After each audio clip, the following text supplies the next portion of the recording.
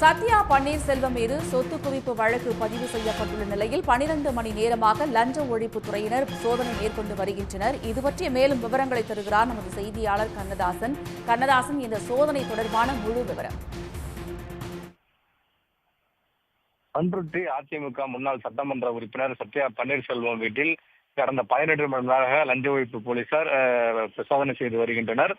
கடலூர் மாவட்டம் பண்ருட்டி தொகுதியில் 2016 முதல் 2021 வரை சட்டமன்ற உறுப்பினராக சத்யா பன்னீர்செல்வம் இருந்து வந்தார். இவர் தற்போது அதிமுகவின் மாநில மகளிர் அணி துணை செயலராகவும் செயல்பட்டு வருகிறார்.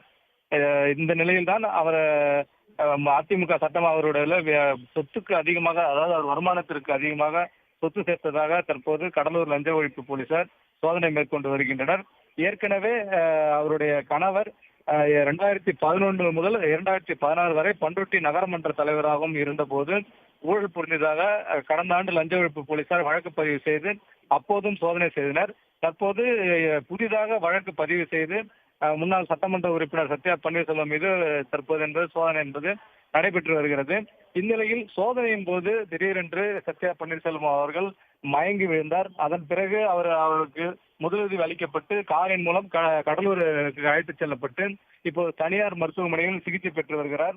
போலீசார் சோதனைக்கு முன்னரே மயங்கி விழுந்தது ஒரு பரபரப்பை ஏற்பட்டது. இந்த நிலையில் தான் காலை 6 மணிக்கு தொடங்கிய இந்த சோதனையானது தொடர்ந்து 12 மணி நேரத்திற்கும் மேலாக நடைபெற்று வருவதால் ஒரு பண்ருட்டி பகுதியிலும் கடலூர் பகுதியிலும் ஒரு பரபரப்பான சூழ்நிலையை ஏற்படுத்தியுள்ளது. உடனுக்குடன் செய்திகளை தெரிந்து கொள்ள சன் நியூஸ் பெல் ஐகானை கிளிக் பண்ணுங்க.